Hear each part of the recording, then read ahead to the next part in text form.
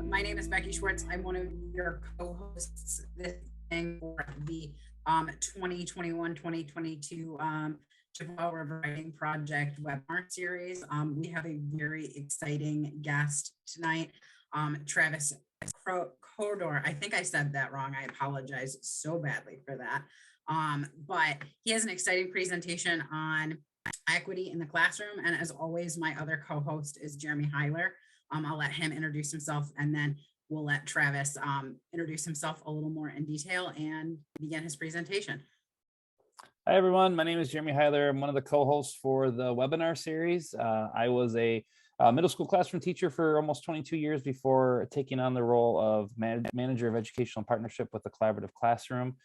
We are so excited to have Travis here, and we just know that he's going to put on an awesome presentation. So without further ado, I'm going to let Travis take it away.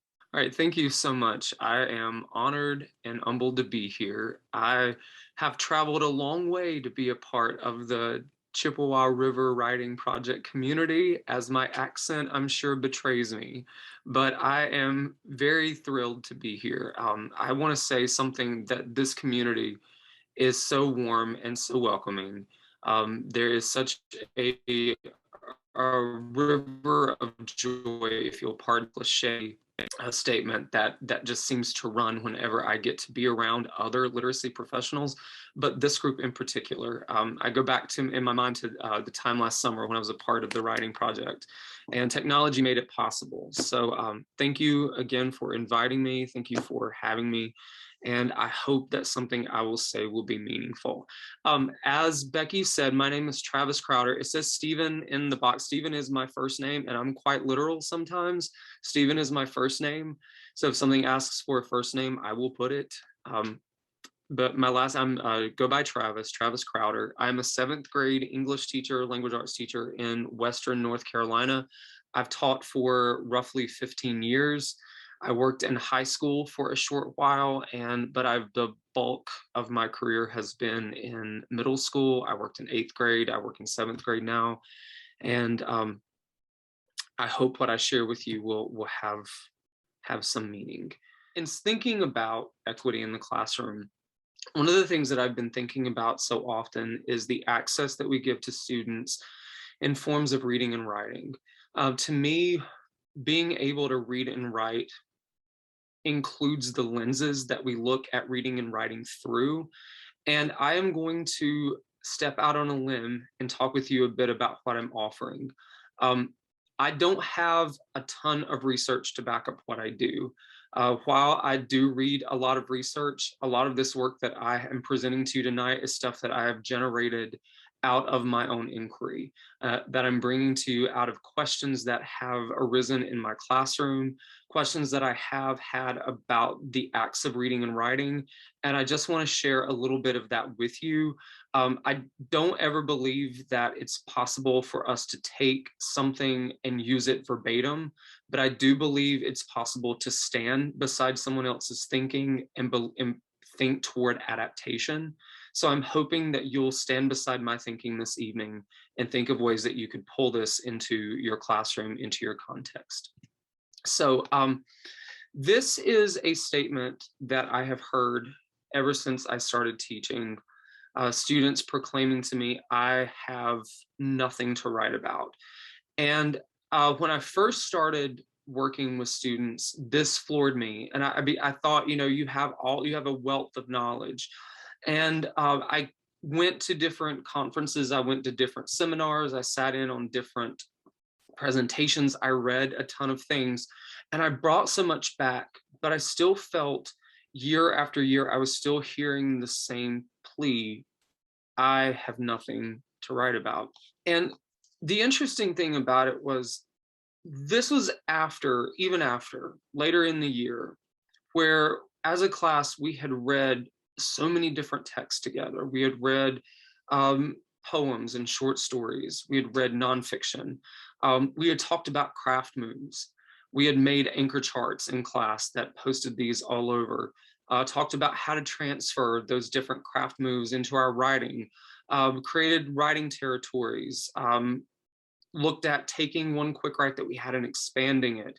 after they had written and published fiction and memoir and poetry, and we had all of these mentor texts under our belt, they were still saying to me, we have nothing to write about, or I don't know what to write.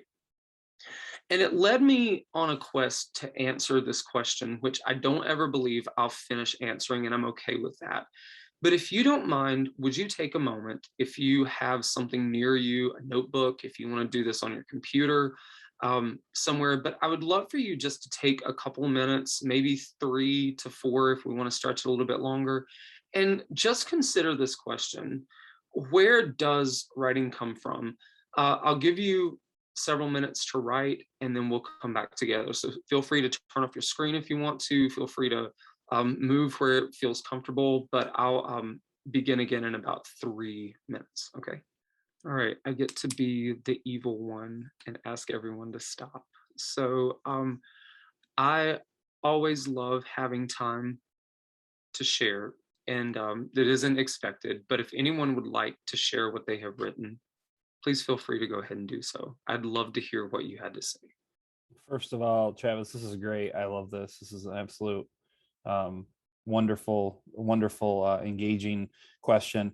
I made some bullet points. I wrote the question down, made some bullet points, and the things I wrote down were feelings. Where does writing come from? Feelings, emotions, aspirations, ideas in my head, experiences, successes, failures, dreams, knowledge I possess, and conversations. That's so beautiful. Andy, you had raised your hand. Would you like to read yours? Sure. I was reading Troy's there in the chat too. So I said that writing comes from within. You know, it's already housed inside of us, but fear is the lock that keeps it trapped. Fear of rejection, fear of assessment, fear of unfamiliar genre, fear of vulnerability, fear of our own success. Yet writing comes from within. It rests on the experiences, observations, and encounters we have had, and is released when we tell our truths without reservation. So in that way, I think sometimes writing is the key, but writing is also the lock. Yeah. You know, and if we think about that, like taking that idea that it's within, I love that imagery of writing being both the thing that keeps it concealed, or I'm sorry, keeps it locked down, but also the thing that can unleash it. That's such a powerful metaphor. Thank you. Oh my gosh, that's good. Thank you. Anyone else? Sure, I'll articulate what I put in the chat there. Yeah. I was writing my way towards something that a mentor once told me, which I think she probably paraphrased. I want to say from like Don Murray or Don Grades or something like that, but it's this idea of how do I know what I think until I see what I want to say, and then maybe parenthetically in writing, but it's that how do I know what I think until I see what I want to say. And I was puzzling through some of those things too. Like, is it heart? Is it head? Is it a need? Is it a want? It comes from somewhere, usually probably a combination of those things. And some of the ones that Jeremy was echoing as well, you know, hopes and dreams and so forth. So yeah, I really appreciate this prompt. It was a nice way to kind of recenter my thinking about why I write what I write. So thank you. You're welcome. Yes, absolutely. Anyone else? I was kind of laughing because I was writing in my daily journal, my little list of this is what today was while we were getting started. So, yeah, Jeremy, so this gave me a second to think about that, which is my favorite writing, my memories, even immediate and, you know, recent, but mine were all my feelings in my heart. But I did kind of hinge too on what I want to write in my dreams, and that's much harder. So I liked reflecting on this too. Thank you. You're welcome. Well, I will share what Lori, I love what you had to say. Would you like to read it? Do you mind if I read it? Would you prefer if everyone read it to themselves? It doesn't matter. I just thought you were ready to move on, so I did want to share. I just said, where does writing come from? It comes from one's heart and soul. It comes from hard work and from ideas that flow onto the page. It comes from life, both lived and imagined. Oh, wow. Anyone else? No rush. Feel free to share, but I don't want to protract if, you know, I love that, Becky. Experience plus thoughts plus hope. I love that.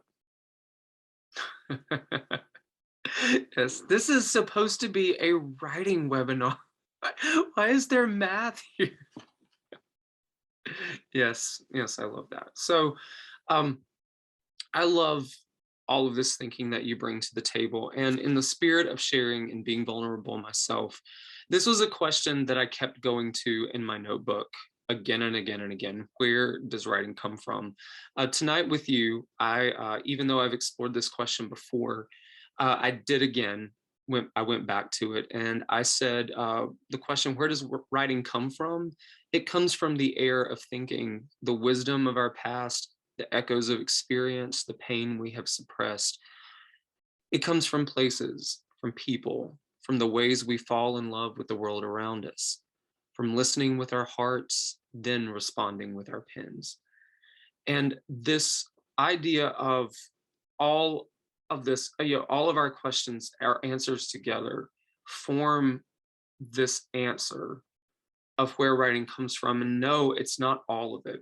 But I went to this question again and again, and I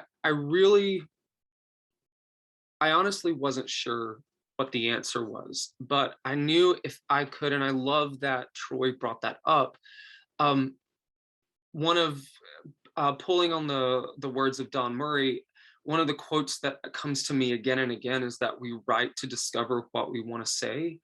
And I went to this to discover, all right, this is something, but if I want to know more about something, I go to my notebook and I write about it. Penny Kittle told me one time in conversation, she said, if you want to know more about teaching something, take it to your notebook and write about it. You'll discover more that way than you will trying to pour through dozens of research articles. Go to them, but go to your notebook, take it to you. And so I did.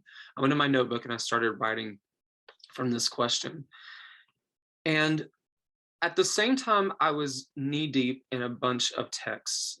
These were 3 that I had been reading and studying. If you've not read Bel Canto by Ann Patchett, it is a gorgeous book. It's written for adults, but it is such a gorgeous book. Rudy Francisco's I'll Fly Away, amazing poetry, but wonderful mentor text for students as well. His writing gives and gives and gives, and I can't imagine a world without it.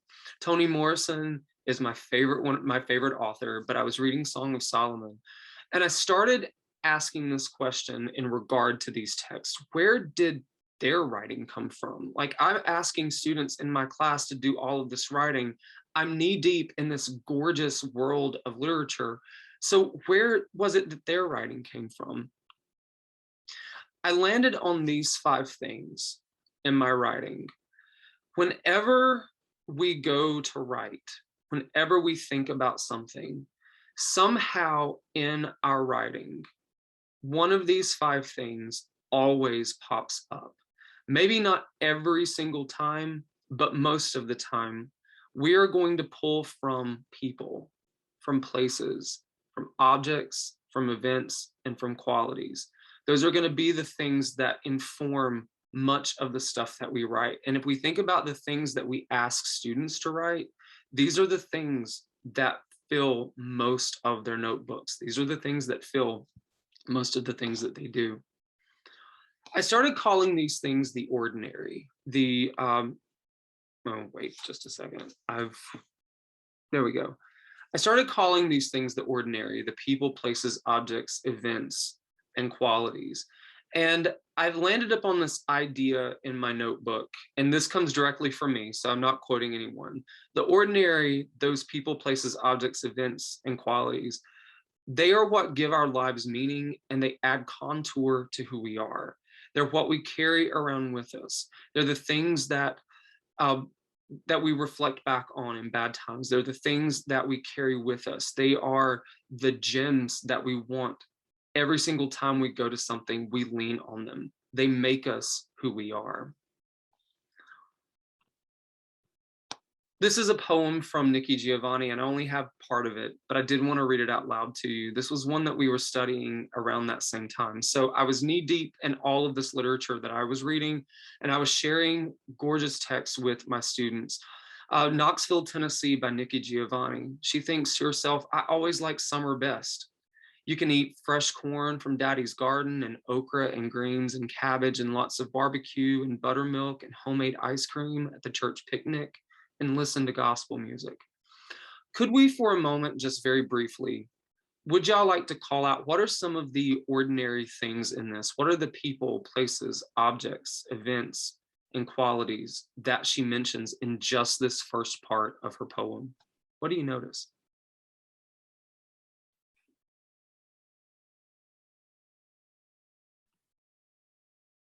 Plants. All right.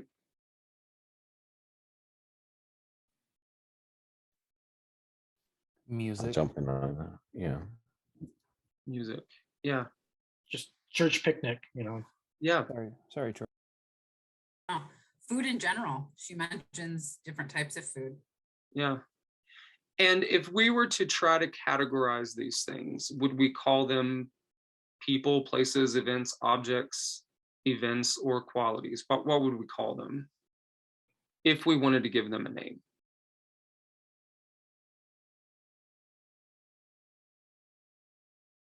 And there can be more than one. I'm not trying to group them all together into one. Does she name people?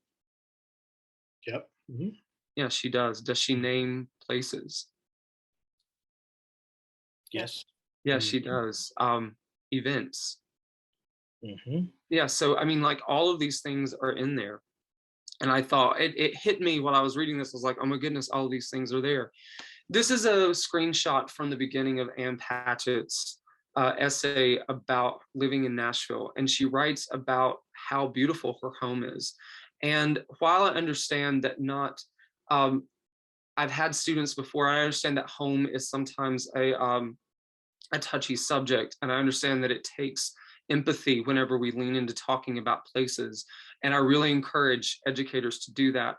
But I also encourage to think about places where students or we do feel a sense of safety. Where is it that we do feel loved? Is it, in our classrooms? Is it is it at a friend's house, a grandparent's house? Is it a space that we go to in our minds? In this essay, though, Ann Patchett talks about the house that she currently lives in. And she talks so much about not only the people that make it that way, but also the place, the events, the objects that are there, the qualities that make it what it is. This is Naomi Shihab-Nye's gorgeous poem, Famous. And I think so much about this poem. This was when a lot of this thinking was cemented. She starts, the river is famous to the fish, the loud voice is famous to silence, which knew it would inherit the earth before anybody said so. Cat sleeping on the fence is famous to the birds watching him from the birdhouse. The tear is famous briefly to the cheek. The idea you carry close to your bosom is famous to your bosom. All of these wonderful, ordinary things that are gorgeous. Objects, things that have, on first glance, such little meaning, but whenever we think about them in a different light, we turn them, they become beautiful. The last example I'll share with you is Wallace Stevens's 13 Ways of Looking at a Blackbird, which is nothing but stanza after stanza of ordinariness, but ordinariness that makes you think and go, wow, this is beautiful. And so I share all of this with you to say that I realize that when writers write, they lean into ordinary elements to craft their novels, essays, poems, and short stories. The ordinary, what I call the ordinary, the people, places, objects, events, and qualities, that is a strand that runs through a theme, a thread that runs through everything that writers craft. And when I landed on this idea, I knew it before, but when I looked at it from this perspective, it changed the way I looked at textual analysis, and it changed the way that I looked at how I invite my students to write. So I'll give you a chance to read that before I head into the next part. While we have all of these things that make us who we are, the ordinary, like I said, gives meaning to our lives and it adds contour to who we are. But additionally, in addition to that, it helps us understand and it enriches our knowledge of other people. When we share the things that are ordinary to us, the things that make up our lives, the people, the places, and so on and so forth, we're sharing with others, these are the ordinary parts of my life, the everyday, the things that make it what it is. And it enriches our knowledge of who they are.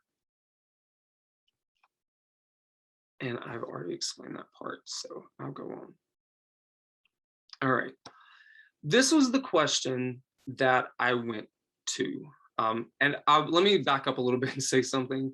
I create presentations more for me than I do for the people watching them, because I get incredibly nervous when I present and I forget everything, sometimes even my own name. So I add things in there every single time that you really don't need. It's more for me to help prove to myself, hey, you've already said that, you can move on now. This was the question then that I came upon. If so many texts involve people, places, objects, events, and qualities, how is it that I then get students to begin noticing and naming these things in texts and then be able to pull them into their own writing? Because it hit me, I've been asking them to write about ordinary things all along, to pull from their experiences, to think about their homes, their neighborhoods, their friends, objects that mean something to them, events like birthdays. But for some reason, how I was approaching it, they were not getting. So this became my inquiry. How do we begin to notice and name? I gave to students this handout, and let's see if I can find it. I have everything, I promise. I gave students this handout, and I started by thinking through, and this is one of the first pieces of writing that I asked them to do, even though it was in the form of this handout. This was the first time that I'd introduced this idea to them. I started talking with them about how all types of writers, from novelists all the way up to songwriters, tap into ordinary elements to create the text that they write. So what I wanted them to begin doing was thinking about the people, the places, objects, events, and rituals. And I did not have qualities on this one because transparency moment, that was something a student pointed out to me and said, why don't we have qualities or something like a quality on this list? And I said, hey, that's great. Thank you. So I added it. So all I was asking them to do here was to start thinking of the people that make their lives what they are. And they listed those in this section here. In this middle section, I just wanted them to think generally. How did these people all together give your life meaning? What is it that they do to add something meaningful to it? And if they felt they could, I wanted them to choose one example, something, a person, one of the people from this list that they had made. And I want to share with you.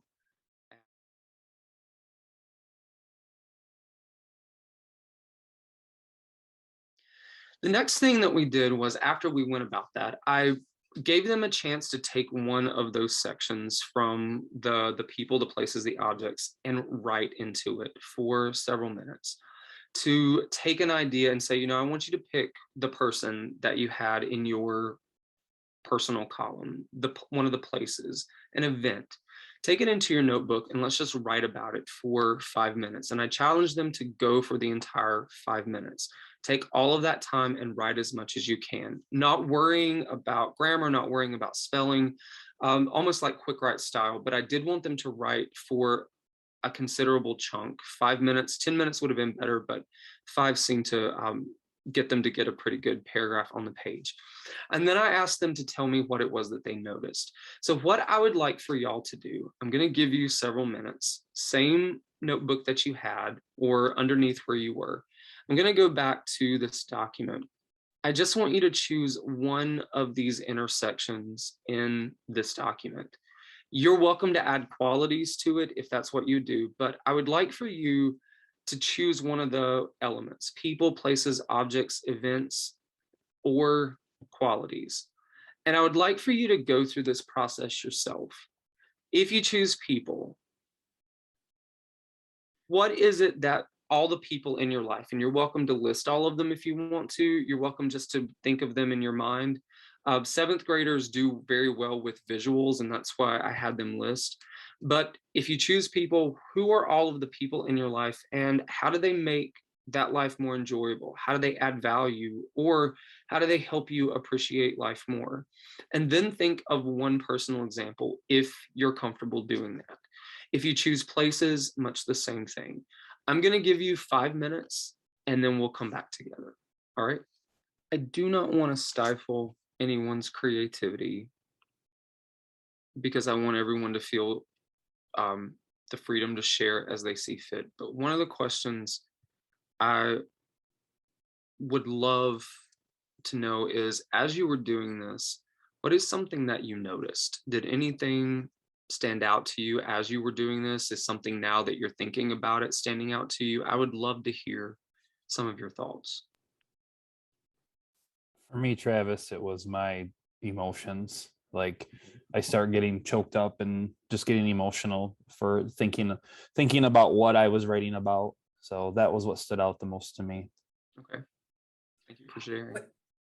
What stood out to me, Travis, is kind of like when I get really anxious or I feel like really overwhelmed about something, I try to focus on like what's one thing I can control in this moment right now, and kind of focus on that and do a little task that makes me feel like in control of my anxiety or like when I'm getting overwhelmed. And this kind of really reminded me of something that I can do like when I'm almost so overwhelmed with what I want to write, or I'm so stuck that I'm not quite sure what I want to write about, like focusing in on one thing for a really like good solid amount would really help me get unstuck. Okay. Thank you.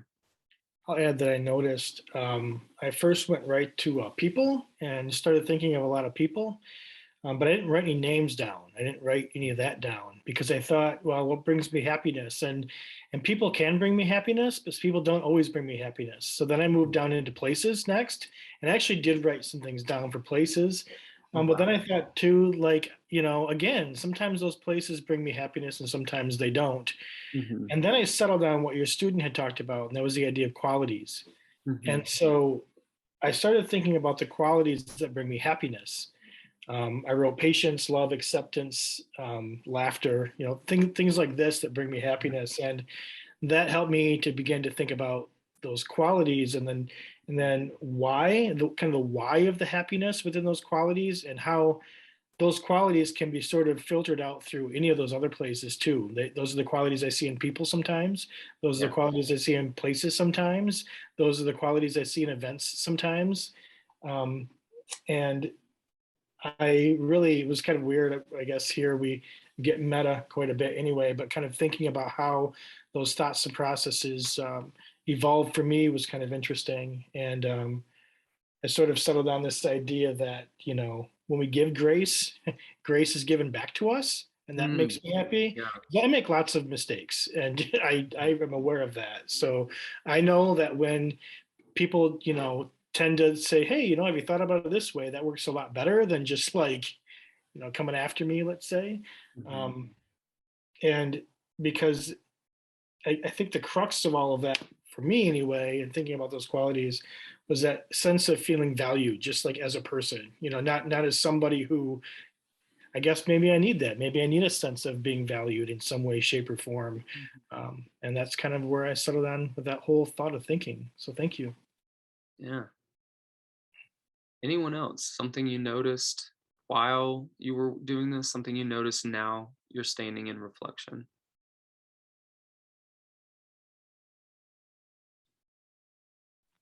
I noticed that I was smiling as I was writing this one, unlike the previous one. And then it also then took me to a place of happiness. I did list people. I went to people and then I listed people and then started smiling as the different memories went off in my brain. Oh, wonderful. I would just add, I appreciate that you literally had us just slow down and focus on one thing and do it at a level of depth that we don't normally do. We're always talking about trying to add examples and details and helping students do that. And so I appreciate the way that you framed it in this activity. Yeah, thank you. I felt that the exercise in itself was all consuming. It could have gone on forever.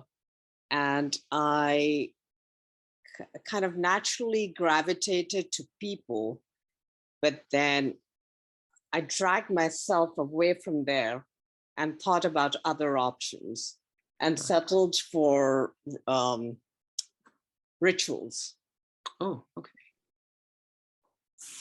And again, like I really wanted to experience that centeredness of joy. Mm-hmm. So even in that ritual, I was frantically looking for that joy, and I did find joy in it. Oh.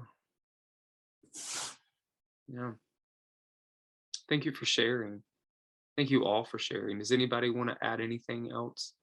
I don't want to linger here if we're all good, but I don't want anyone to feel they can't share. I just want to highlight Andy's comment, his last comment about it's interesting how where we start and then where we land. And it just reminds me in terms of how often do we actually let our students do this?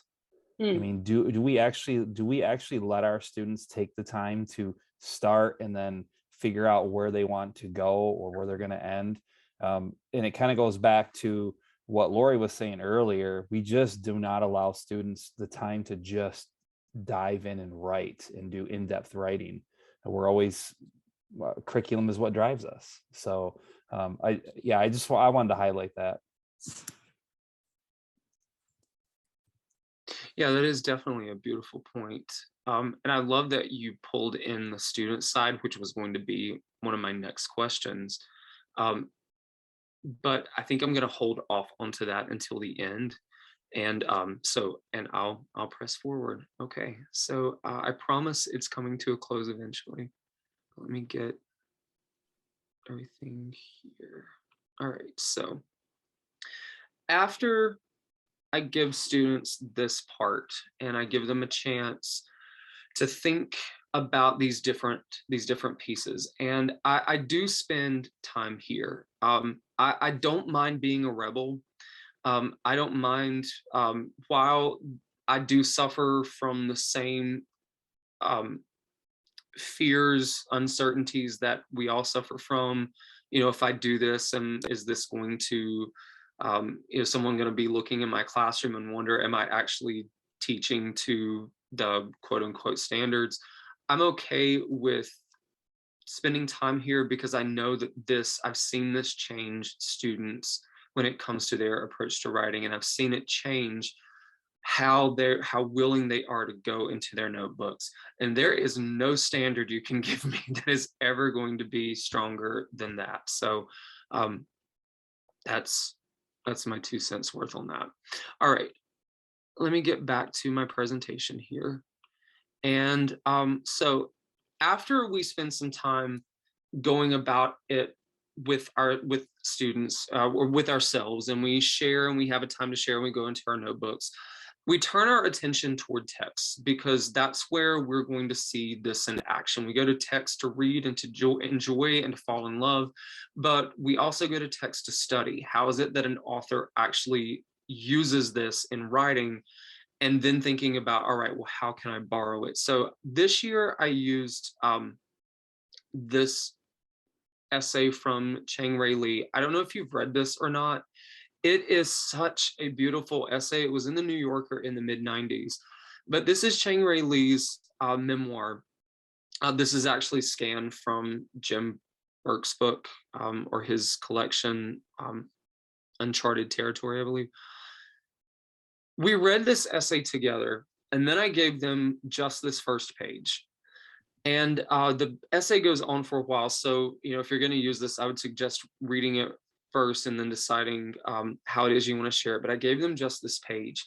And long story short, Chang Ray Lee had left home. He's a Korean-American writer. He left home to follow his dreams of being a writer, but he wound up having to come back home because his mother was sick. And he wanted to spend time with her. And we get such a, there's such richness in this. I can't say it, and I'm not trying to preach at you, but I really would encourage you to read it because it's so beautiful, if you haven't, because it is so beautiful. But it gave us such an opportunity before we jumped into exploring it through the lens of the ordinary to talk about a different culture. It gave us a chance to talk about whenever words would come up or references to food would come up or an event or a ritual would come up. We were able to then, do some thinking about it, some learning in our classroom about what these different rituals were, these foods were, customs were. I gave them this in thinking about the lens of the ordinary, and I said, I want you to return to this and reread just this page. And I want you to mark all of the ordinary elements that you can find, all of the people, the places, events, and rituals and objects, and of course now qualities that you can find. And I want you to be willing to share one thing that you found. I want you to find as many as you can, but I want you to be able to share one thing. Identify as many elements as you can. And then looking at just one, what does that element add? How does it invite us as a reader to experience this text more deeply? What does it add? What do we know? And what does it give the text that without it, we wouldn't know? We wouldn't be able to experience it as deeply. I came across, and so of course we went through that activity. I gave them a chance to think. We returned to the organizers that I shared with you, that you did the activity with, and thought about comparisons. How is his life similar to, how is it that I can, where are the connections that I have to him? And I landed upon this idea this year that we find connections to others in ordinary things, but that is what makes them extraordinary. And I've been calling all of this stuff the ordinary for all of this time, but really, while it is ordinary, it is such an extraordinary thing. The last thing that we did before we started turning to writing was I wanted them to take a moment to think through the text that they were reading, looking at their independent reading, looking at texts that we had studied in class. In my class, we have what I call text and lyric folders, and everything that we study, poems, short stories, any of these organizers like this here that we have, we put in there so that we have them. And I wanted them to start keeping track of places where authors identify ordinary elements in their writing. Thinking about, or just noting, what's the title and the author, naming the ordinary moment that they notice, answering one of two questions, what this reveals to you or what it makes you think about, and then considering how that information is delivered to you. And so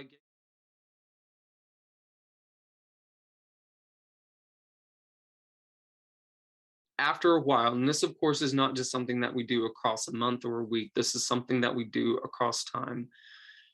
By the time that we get to the tracking sheet and they've had some time to fill that out, and it's not something I do every day, it is not something that I take up as necessarily a grade. I look at it more to check in with their thinking. And sometimes during reading conferences, I'll have them pull that out and say, talk to me about that tracking sheet. But at a point, we have thought and written to the ordinary elements of our lives, which we started or we did just a little bit ago. We've read mentor texts, memoir, poetry, and fiction, identified intersections of ordinariness in our reading, and added those things to a running record to that tracking sheet. We thought about craft moves, and we've also discovered, I couldn't help but think how, so many students' light bulbs started going off that, hey, these things are actually extraordinary. Not all of them, but there were a good number of them. And then I tell them, I want you to try it. Now, we've been doing quick writes in class this whole time. We haven't just abandoned writing. But what I want them to do now is to zoom in on something. I wanted them to choose a person, a place, an object, an event, a quality, and take something and write about it. But then think about, then after we go through that, what you just did, We would revisit our ordinary elements in our live sheets. We would look at our tracking sheet, and we would go to our mentor text with notes. When they read Chang Ray Lee's memoir and we start identifying ordinariness, they take notes. Whenever we look at a poetry or a poem through this lens, we take notes. We jot down the things that we notice, the people, places, objects, and events. We annotate them. Whenever we look at any articles that we read, excerpts from fiction, we make notes when we're looking at it through this lens. And then we go, after we've written for that 5 minutes, I take them back to these things. And we think about these questions at the end. How did these authors we've studied write about these elements, these people, these places, these objects, and so on? What can you borrow? And will what you borrow help convey your message idea in this piece? And that is where we begin. That is actually where we are right now. And I'm excited to see where this takes me from here. So I'm going to end there. And I will, so first of all, say thank you, but I would love to hear your thinking. Do you see this as a framework, as being helpful, beneficial for students? Would you mind talking to me about how? Practicing my good Zoom wait time. So yes, I definitely see it as beneficial. I just go back and circle again on this idea that you're asking them to take a look at something in a new way, which I think is probably advice that many people have been given in a writer's workshop, like, oh, just look at something and try to describe it in a different way. But you've done it in a scaffolded and supported manner that is still flexible, right? It's not like you're prescribing exactly what kids have to write about. And so the fact that you kind of iterate on it and come back to it over and over again, and to go back to your main question of, well, I'm stuck, I don't know what I want to write about. Well, my goodness, by the time they've gone through this iteration with you, hopefully their heart maps are full and their notebooks have plenty of writing territories to explore, because if they don't, then I would be very disappointed that they hadn't given at least a minor modicum of effort into trying these exercises that you've done. So that was a long-winded way of saying, yes, I think it would work. And I appreciate the way that you so thoughtfully scaffolded it. Thank you. I agree with what Troy said. Absolutely. I think you having them really dial in and look at a particular person, place, quality, event is a really good way to push both yourself as a writer and your students. And it's so non-threatening, right? Like there's so much choice and there's so much that they can bring to the table. But like Troy says, it lifts them up, it fills them at the same time. So it kind of really does what you asked us to do. Like, why does writing exist? What is writing? It really fulfills that essential question you kind of started us off with. Thank you. Well, I'm thinking about taking this and adapting it. I have as following curriculum, I suppose. This idea of the American dream is going to be popping up, but I'm going to be asking students to do a photo essay of the American dream, but through the eyes of ordinary people within the community or people that they admire and respect. So when I think about that ordinariness, who do I know that can talk about the American dream, and what might that look like? And of course, my fingers are crossed. Some people might even say, I don't believe the American dream exists anymore, right? Because that's even a potential there too. But to be able to take a cross section of quote unquote ordinary people who still have some thoughts on this, and using this as a way to think about how students might form questions to ask, so they can write down, not only have a picture of somebody, but write down sort of how it is that they see the American dream. It gives us lots of different places, people, qualities, events, rituals to think about. And I'm hoping that by having that as an exercise, of course, with mentor text too, that students will be able to not only question other people a little bit better, but help them to kind of dig in and dive in a little bit too. Of course, this will all happen too, because students will be writing their own idea of whether the dream exists or doesn't exist. And this gives them a sense of kind of looking at that, We can talk about the American dream as like flags and fireworks and eagles, but it doesn't always have to be that either. It can be sometimes just the ability to be who you are, be accepted, and find success in ways that don't always equate to money. Being appreciative of the ordinary things that make us all Americans. So again, long-winded, but I'm thinking about hopefully these will be available, because I want to be able to steal some of them and use them in that kind of project too. I'm super excited about the ordinary moments tracking sheet, and my head's kind of exploding about how I want to use this, because I can see, next week employing this in our reading and as a way to explore our text a little bit more. But as I was listening to you think about how I love that you use this as a long-term sort of a thing. And as much as I am a quantifiable person, I want a number. We need 5 of these a week or something like this. I feel like you have a very authentic way of doing this. So I don't know how I want to incorporate that. Maybe more toward next year. This is definitely something that I want to think about that way. But certainly in the short term, March is reading month. Maybe this can be part of what I'm doing, but it just seems like it has so much possibility, both for reading and for writing for the student. So I love this, and I'm definitely going to dwell on this more. Thank you for sharing. Yeah, that question about a number always does come up, and it's because we're for me, I'll say it, I as a teacher, I've been primed to think that everything has to meet a section on a rubric. It has to meet a section on a checklist, and I don't really believe in absolutes. So I know that there are ways like those do have a function in certain ways, but I do believe too that there is something liberating, freeing, beautiful about saying, I just want you to, find something. Maybe today, why don't we just look for one thing? I've done something where I'm on the fence about sticky noting texts, because so many students come to me with negative experiences with it.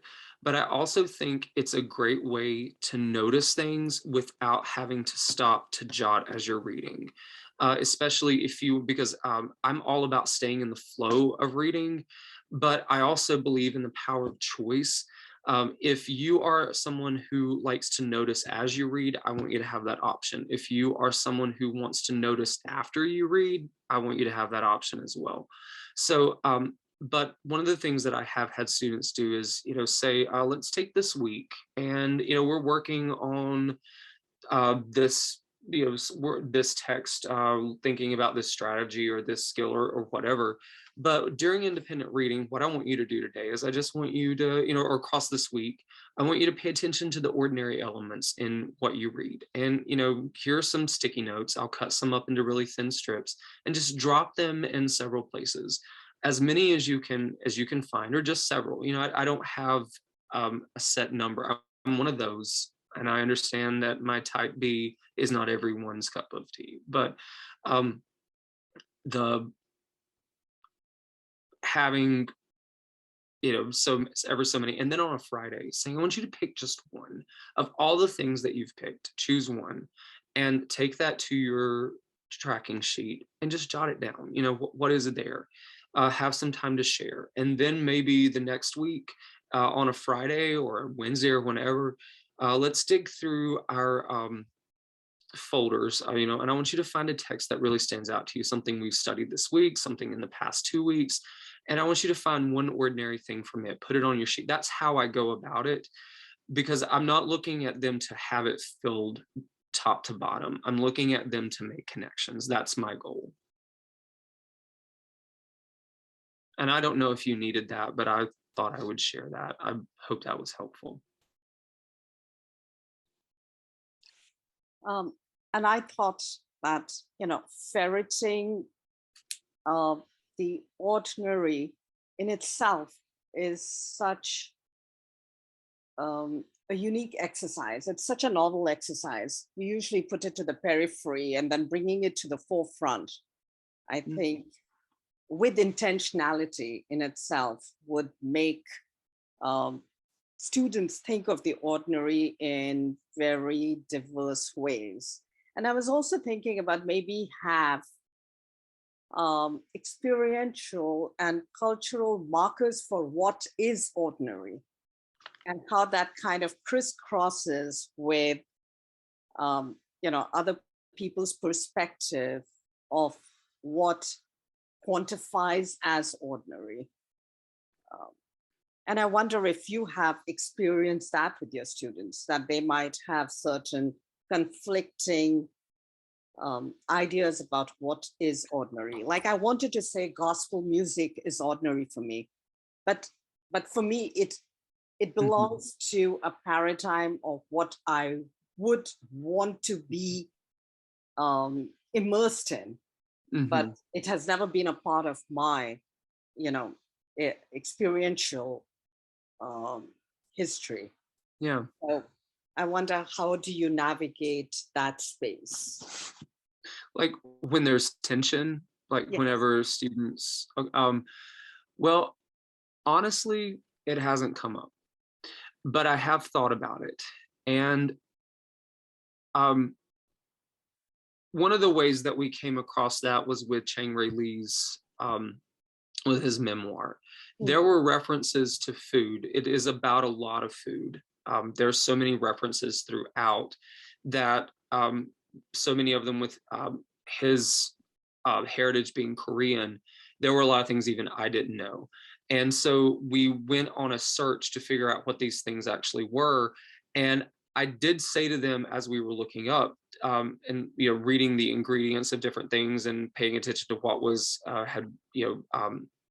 created all these different dishes, I did see some of them make a face or turn to someone, and my comment to them was, we have to remember as a class and as human beings that what one person finds ordinary is going to be possibly different from what someone else finds ordinary. And do I think that solved the problem? Problem is a bad word. Do I think that taught them the lesson and then we can move on? No, I don't. But I do agree with you a lot in the sense of, yes, we do, that tension will arise. But I do love this idea of really leaning into, as you said, cultural markers, and saying in different cultures, this would be what this culture might consider ordinary. This is something that this culture might consider. I think that is a really powerful point, especially as you move into more diverse class settings. And one of the things, you're right, like with music, and while I understand what you're saying, one of the things though is am I to assume, based on what you said, that you really do enjoy gospel music? I do. Oh, you do? All right. And I do too. I love gospel music. And the thing though is a little bit beyond that, if we were to go into a general realm, I, beyond a little bit outside of that, have an interest and a love for music, which you do as well, which brings us a connection. That's when we can say, oh, well, what type of music do you listen to? So there's that nuance to it as well. However, I do, once again, I want to iterate, I love how you bring up this idea of identifying and noticing ordinariness in different culture. So thank you a lot. Thank you. All right. I will open it up. Anyone else want to say anything? I'm not seeking for praise, but I want you to know that we grow from feedback. And I will say thank you and turn it back over to my wonderful hosts.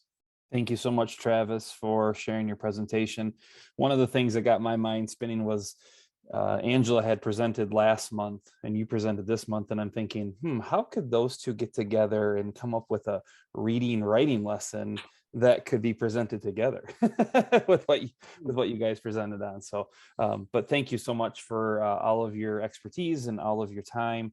I know that we are all facing very busy times, and we really do appreciate the fact that you're willing to take time to share with us what's going on in your classroom.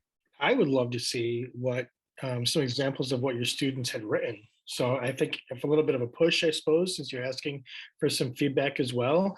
You've taken us all the way through this process. And I know sometimes it's hard to remember, at least it is for me, but being able to see like what this looked like for kids in the end. I know having a chance to see what Addie did was pretty interesting, but I seem to understand that's part of the in-process work. I would be curious to see what that looked like, even if it was just like a paragraph, maybe modeled after the text that you shared, or if it was maybe a fuller piece, or maybe it would be interesting to see too that students took this and they went in multiple genres, right? So maybe we saw it saw in lots of different ways. Maybe it started showing up in poetry. Maybe it started showing up in flash fiction. Maybe it started showing up within an essay of some sort. Maybe we can go digital and we begin to recognize how it's showing up in text, let's say in a digital story form. That would be interesting too. And then how that might change things too, because even the ordinary voice, so to speak, yes, voice within the written language, but quite literally the audible voice that we hear. Sometimes we appreciate that from other people because at least I've said before that and students will say this too, that it just feels real, or I can relate to that. And I'm trying to help my students push beyond that.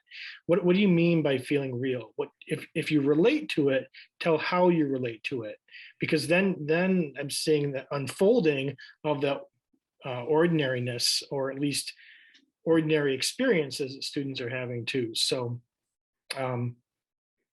not a criticism, just an interesting little push, I think. So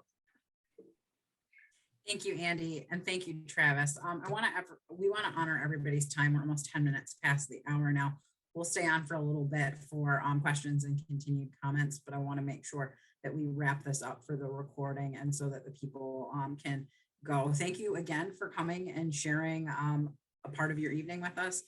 Travis, thank you again for that fantastic presentation. You were just absolutely brilliant tonight.